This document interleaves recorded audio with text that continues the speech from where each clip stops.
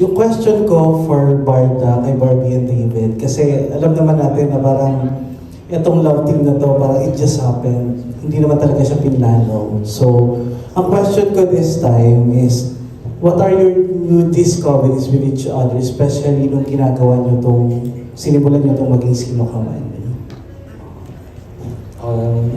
Si David muna.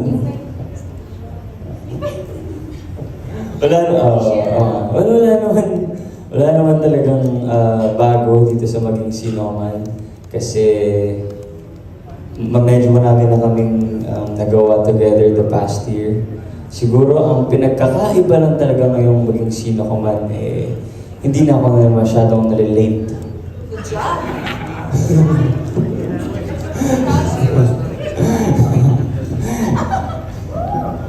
Diba? So, yun. Ikaw ba? Yung discovery mo sa akin, hindi sa'yo.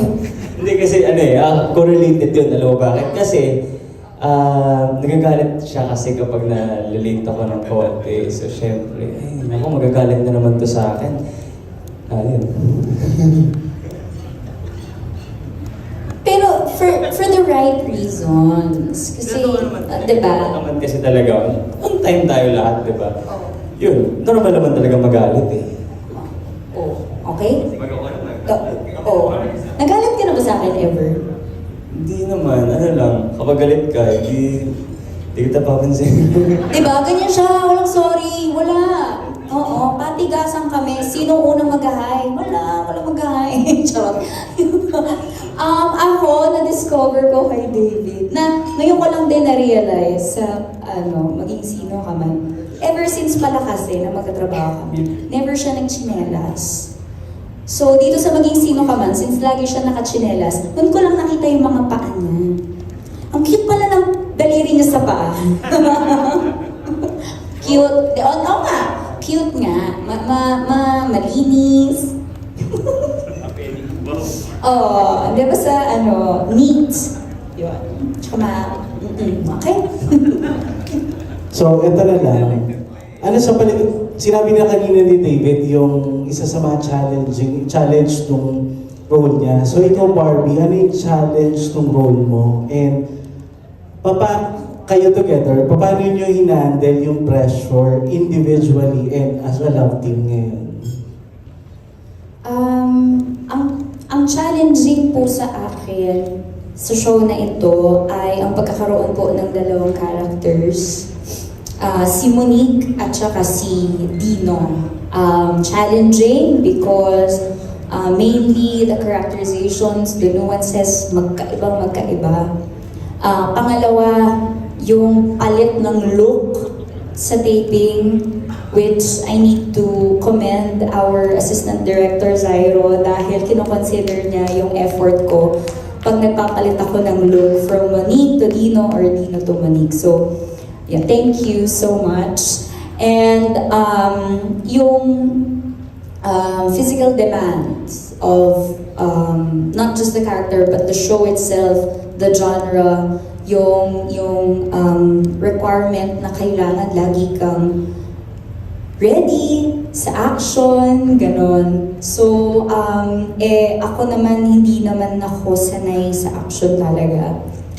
Lampa talaga ako sa totoong buhay. So, medyo isa po yun sa malalaking challenges sa akin sa proyektong ito dahil parang ngayon na lang din po ulit ako nakatrabaho ng isang very macho na director.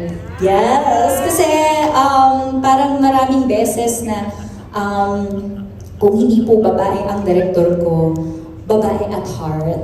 So parang ngayon na lang po ulit ako nakatrabaho ng very macho, very masculine na director. So parang even the working environment, lahat lalaki. So parang kahit ako, I need to toughen up. Ganon. So yan po yung challenges. Ikaw.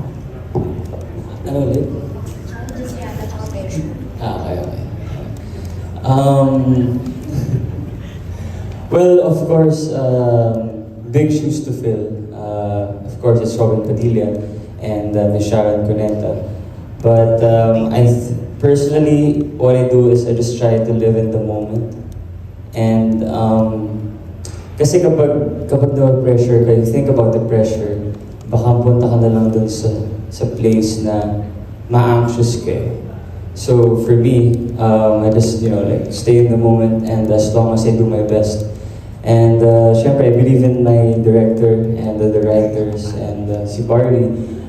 Syempre, working alongside with her, parang it makes it, even if it's hard, it makes it easier. It becomes easier kasi familiarity, sanay ako sa kanya, and she helps me with a lot of my scenes.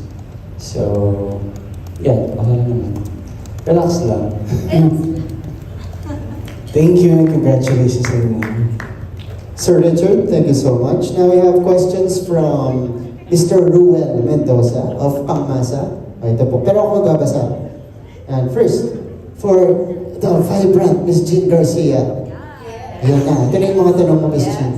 Fairness, hindi ako kinakabahan at hindi ako masyadong Kinakabahan? intimidated. Oo, di kasi galing mo mag-portray na. Oh, thank you. Thank you, ma'am. Sige po. Sige, salamat Opo, po. these are the questions for you. Magandang gabi sa'yo. Magandang gabi rin po.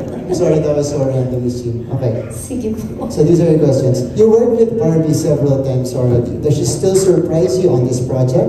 And what can we expect from your mother-daughter tandem?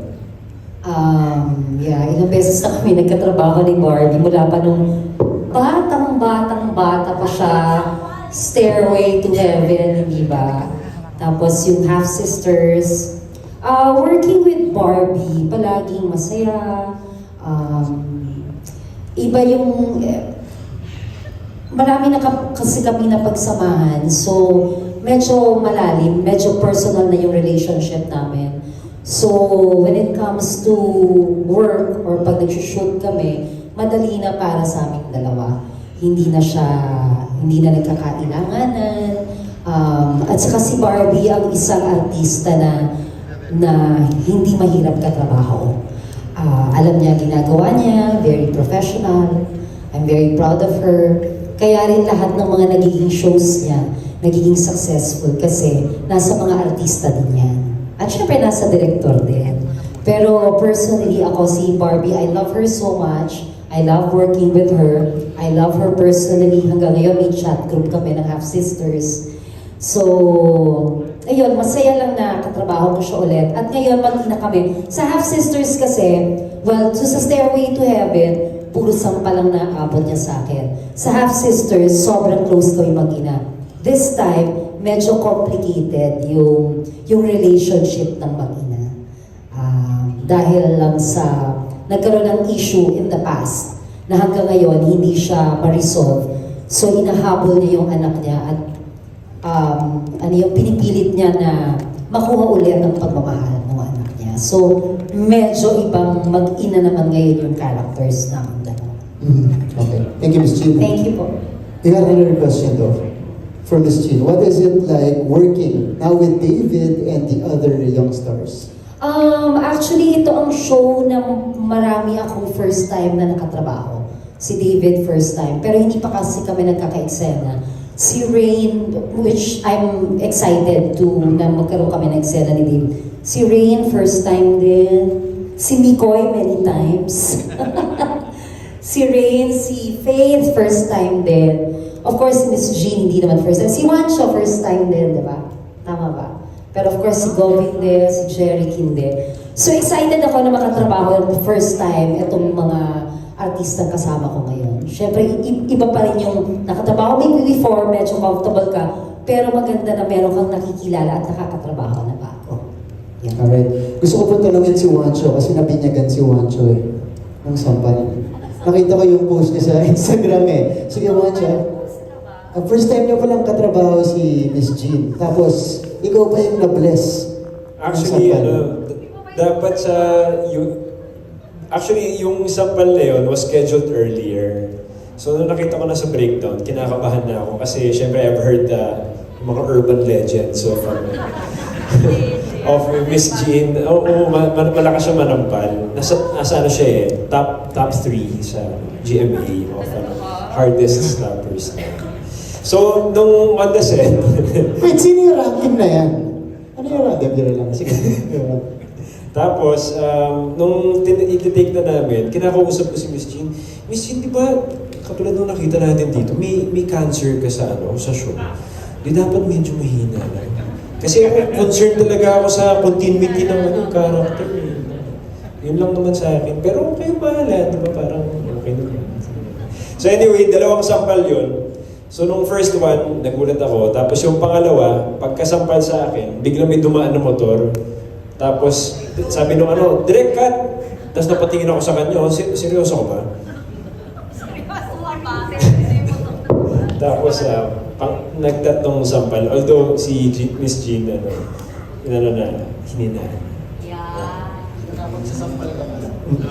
Within 5 minutes. Pero yung una, sorry. Una, malakas. Pero sabi nila, wala pa raw yun sa full potential ng kaya ni Miss Gina. Sa kanila na nasa wheelchair ako. Nakatayo ako ng mas malakas. Hindi ko yan sa wheelchair. Eh, buwelo ka. Armrest na ganyan. Medyo hirap ako. Kaya nandito siya sa baba. So, Okay, swerte ka ba pala, Wancho? Swerte siya. Alright. Thank you so much. Sige, palapakan po natin si Miss Jean. Siyempre po, working for the first time with a lot of people here, maging sino ka man. Pero ngayon, may question naman tayo para kay... Actually, hindi siya question eh. Fill in the blank. Sige, ito. Para kay Barbie at David.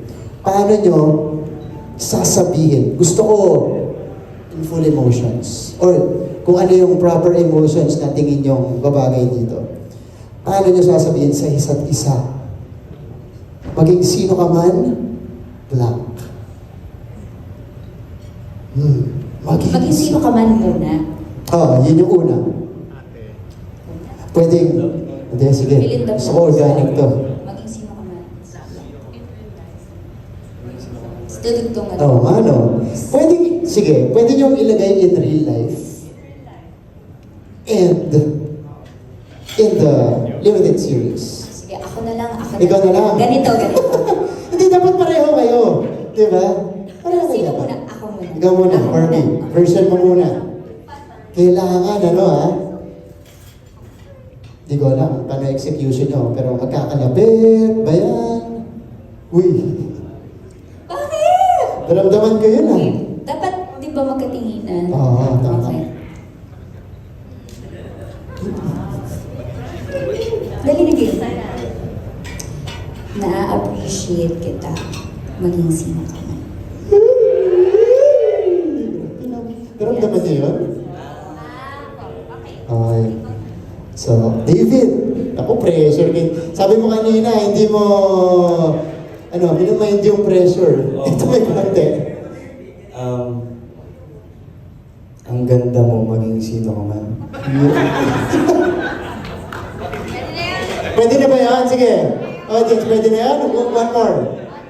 Okay. One more, David.